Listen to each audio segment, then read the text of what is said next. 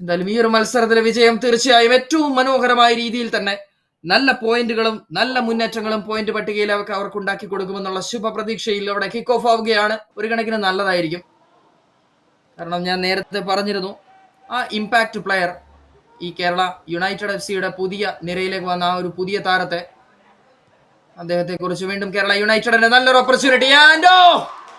Kerala United FC. ഇതാണ് flank കൃത്യമായി utilise ചെയ്താൽ എങ്ങനെയാണ് ഗോളുകൾ വരിക എന്നുള്ളതിനെ കുറിച്ച് ഞാൻ പറഞ്ഞതിന്റെ അർത്ഥം. മനോഹരമായി തന്നെ 21-ാം മിനിറ്റിൽ വളരെ മനോഹരമായി തന്നെ ഒരു ഗോൾ സ്കോർ ചെയ്യുകയാണ് കേരള യുണൈറ്റഡ് FC. ആൻഡ് ഈ മത്സരത്തിൽ രണ്ട് ടീമുകളുടെയും ഈ ടൂർണമെന്റ് ചരിത്രത്തിലെ ആദ്യ ഒന്നാം പകുതി ഗോളാണ്. ഫ്ലാങ്ക് യൂസ് ചെയ്യുന്നത് കൊണ്ടുള്ള ഗുണം ഇതാണ് ഞാൻ നേരത്തെ പറഞ്ഞു വെക്കാനായി ഒരുപാട് തവണ ശ്രമിച്ചത്, അല്ലെങ്കിൽ ആഗ്രഹിച്ചത്. ഡിങ്കർ ആദ്യം ആ ഒരു സേവിന് വേണ്ടി ശ്രമിച്ചു. അതിനുശേഷം ക്രെയ്ഗിന്റെ ഫൈനൽ ഷോട്ട് വരുന്നു. ഒരു goal lead cushion right now അവർക്കുണ്ട്. ആൻഡ് അതിൽ സ്റ്റിക്ക് ഓൺ ചെയ്യുന്നതിന് പകരം കുറച്ചുകൂടി നല്ല അറ്റാക്കുകൾ അവരുടെ ഭാഗത്തുനിന്ന് വരണം. ഇന്റർ കേരളയാണ് ഇത്തവണ നല്ലൊരു ബ്രേക്ക് ത്രൂമായി നേരെ പാരലൽ ഡെലിവറിയാണ്. പക്ഷെ കൃത്യമായ ക്ലിയറൻസ് അവിടെ ഒരു 6 യാർഡ് ഏരിയക്കകത്ത് നിന്ന് പന്തുമായി നേരെ മുന്നിലേക്ക് പോകാനുള്ള ഒരു ശ്രമം അവിടെ ഒടുവിൽ നടത്തിയത് നിതിനാണ്. നിത്തിൽ നിന്ന് ഫോർവേഡ് ലൈനിലേക്ക് നീട്ടിയ പന്ത് സാവിയോ അത് സെൽഫിഷായി ഷോട്ട് എടുക്കുന്നതിന് പകരം ഒരു പാസിലേക്ക് മാറ്റാനുള്ള ശ്രമമാണ് നടത്തിയത്. പക്ഷെ സാവിയോയുടെ ആ പാസ് കൃത്യമായി കൺവേർട്ട് ചെയ്യപ്പെടുന്നില്ല. ബിബിൻ ആൻഡ് ക്യാപ്റ്റൻ ഷെം നേരെ സെന്ററിലേക്കാണ് വരുന്നത്. പറഞ്ഞതുപോലെ തന്നെ നേരെ സെന്ററിലേക്ക് തന്നെ, സെൻട്രൽ റീജിയനിലേക്ക് തന്നെ വളരെ ജ്യൂസിയായി ആ പന്ത് അടിച്ചിറക്കുകയാണ് എന്തായാലും ഈ ഒരു അവസരത്തിൽ തീർച്ചയായും ബിബിൻ. പക്ഷെ ടുക്ക് എ ഡിഫ്ലക്ഷൻ. ആ ഡിഫ്ലക്ഷൻ എടുത്തത് കൊണ്ട് മാത്രം അവിടെ കൃത്യമായി സെൻട്രൽ സർക്കിളിന് ആവശ്യമായും രണ്ട് ഫ്ലാങ്കിലേക്കും ഒരേപോലെ തന്നെ ഓടുന്നൊരു താരമാണ്. നല്ലൊരു ടച്ചുമായി ഓഫ് കോഴ്സ് എ ഫൗൾ. ഒരു അനാവശ്യമായ ഒരു ഫൗളും തീർത്തും അനാവശ്യമായ ഒരു യെല്ലോ കാർഡുമാണ് അവിടെ വഴങ്ങുന്നത്. വളരെ ഹെവി ആയ ഒരു ടാക്കിളാണ് ഈ ഒരു അവസരത്തിൽ. അവിടെ റെഡ് കാർഡിന് വേണ്ടിയുള്ള അപ്പീൽ വരെ ഓൾറെഡി അവിടെ നടത്തി കഴിഞ്ഞു കേരള യുണൈറ്റഡിനെതിരെ. പക്ഷെ എന്തായാലും റഫറി അതൊരു യെല്ലോ കാർഡിൽ അവിടെ അവസാനിപ്പിക്കുന്നു. വലിച്ചു കുത്തിയിടുകയാണ്.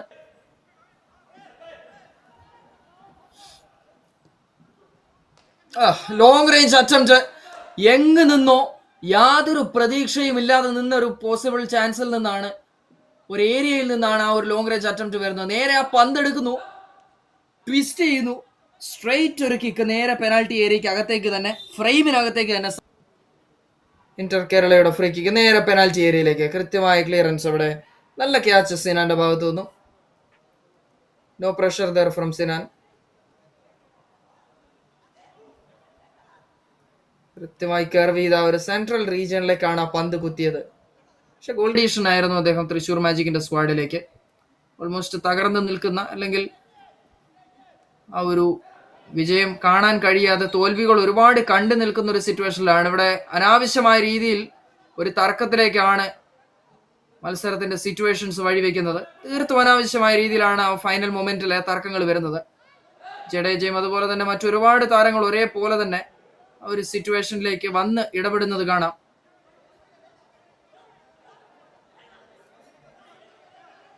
ഇപ്പോഴും ആ ഒരു സംഘർഷം ഇപ്പോഴും അവിടെ അവസാനിച്ചിട്ടില്ല എന്ന് കാണാം.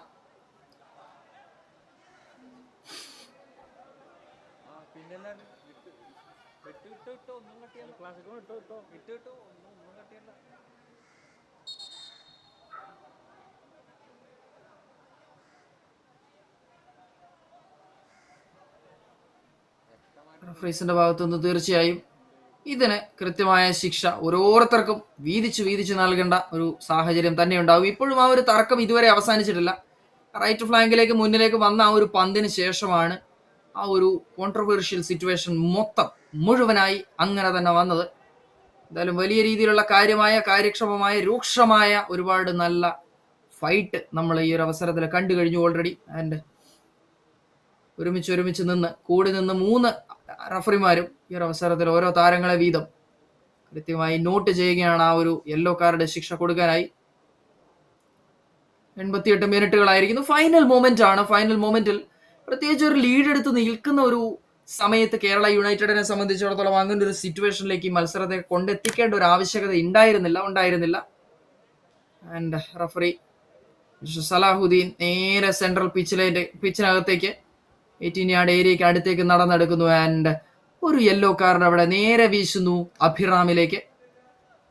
കൂടുതലുണ്ട്, ഇനിയും ആ ഒരു യെല്ലോ കാർഡ് ശിക്ഷ ഏറ്റുവാങ്ങാൻ ആളുകളുണ്ട്, അല്ലെങ്കിൽ താരങ്ങളുണ്ട്. അവിടെ നേരെ അടുത്തേക്ക് വിളിച്ച് അബിനും കൊടുക്കുകയാണ് ഒരു യെല്ലോ കാർഡ്. തൊട്ടടുത്ത മൊമെന്റിൽ മറ്റൊരു താരത്തെ കൂടി നോക്കിയാണ് എന്തായാലും വീണ്ടും നടക്കുന്നത്. അടുത്ത താരത്തെ കൂടി വിളിക്കുന്നു. ഓടി നടന്ന് കാർഡ് വാരി എറിയുകയാണ് ചെസ്സിനുള്ളത്. അവിടെ വീണ്ടും ഒരു ഫൗളാണ്, കൃത്യമായ ഇന്റർസെപ്ഷൻ. വൺസ് അഗൈൻ നല്ലൊരു ഡെലിവറി, വീണ്ടും നല്ലൊരു opportunity and Sinan with final save. അദ്ദേഹത്തിന്റെ ക്യാച്ചിലൂടെ ആ ഒരു അവസരം, ആ ഒരു മുന്നേറ്റം അവിടെ അവസാനിക്കുന്നു. അത്യാവശ്യം നല്ല അംബീഷ്യസ് ആയി തന്നെയാണ് ആ മുന്നേറ്റവുമായി, ആ പന്തുമായി എന്തായാലും ഇന്റർ കേരള പോയത്. ഫൈനൽ മൊമെന്റുകളിൽ അത്യാവശ്യം നല്ല രീതിയിൽ തന്നെ ആ ഒരു മെന്റാലിറ്റി കാണിക്കുന്നു. ആ ഒരു അപ്രോച്ച്, ഗെയിമിനോടുള്ള പോസിറ്റീവ് അപ്രോച്ച് അങ്ങനെ തന്നെ ഡിസ്പ്ലേ ചെയ്യാനുള്ള ശ്രമമാണ് ഇന്റർ കേരള നടത്തുന്നത്. പക്ഷെ കുറച്ചധികം വൈകിപ്പോയി ഇന്റർ കേരള. ഈ ഒരു ആവേശം തീർച്ചയായും കുറച്ച് മുൻപ് വന്നിരുന്നെങ്കിൽ എന്ന് തീർച്ചയായും ആഗ്രഹിച്ചു പോവുകയായിരിക്കും എന്തായാലും. തീർച്ചയായും അവിടെ ഇന്റർ കേരളയുടെ ഡഗൌട്ടും അതുപോലെ തന്നെ ആരാധകരും. വയനാട് സ്റ്റേഡിയത്തിൽ it's Kerala United FC 1 and Inter Kerala football club 0.